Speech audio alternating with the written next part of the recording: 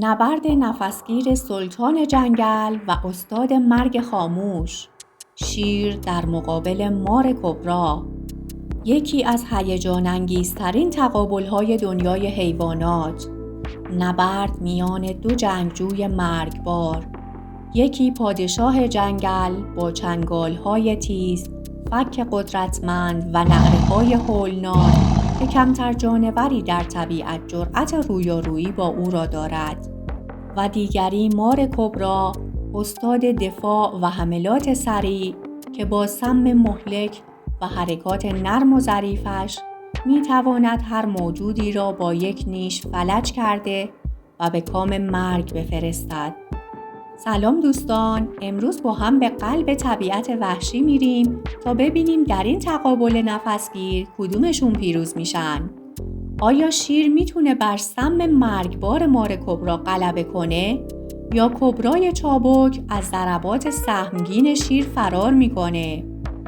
جنگل آرومه و پادشاه به همراه خانواده‌اش در حال گشت و گذار هستند. توله‌های بازیگوش در حال دویدن و بازی با یکدیگرن و شیر ماده با چشم‌های خوابالو اونا رو تماشا میکنه. شیر نر هم با غرور و اعتماد به نفس قدم میزنه. در همین حال مار کبرا آرام و بی صدا در میان علف‌های بلند میخزه و به سمت خانواده سلطنتی میاد. چشماش برق میزنه و نیتش کاملا مشخصه. توله‌ها هدف او هستن. اونا بیخبر از همه جا به سمت مار کبرا میرن، اما نمیدونن با دشمنی خطرناک روبرو شدن و یک حرکت اشتباه میتونه به قیمت جونشون تموم بشه. کبرا هر لحظه به توله‌ها نزدیکتر میشه و یکیشون رو نیش میزنه. شیر با ابهت بوی خطر رو حس کرده و با چهره خشمگین و غرش قدرتمند به سمت مار حمله میکنه. مار کبرا متوجه حضور شیر شده و خودش رو برای دفاع آماده کرده.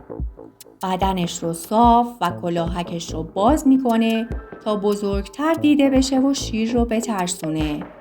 اما آیا این برای متوقف کردن پادشاه کافیه؟ شیر با تمام قدرت و غرور به مار حمله میکنه، اما مار کبرا سریعتر از اونه که به این راحتی گیر بیفته. با یک حرکت ناگهانی اولین نیش مرگبارش رو به بدن شیر وارد میکنه. شیر متوجه میشه که این نبرد اصلاً ساده نیست و با خشم بیشتری به کبرا حمله ور میشه. ضربات قدرتمندش زمین رو به لرزه در میاره، اما کبرای چابک با سرعت فوق‌العاده و بدن منعطفش فرار میکنه.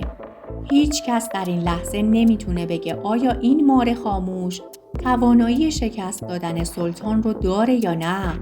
شیر برای محافظت از خانواده‌اش هر کاری میکنه. کبرا با دقت تمام زهر کشندش رو به چشم‌های شیر میپاشه.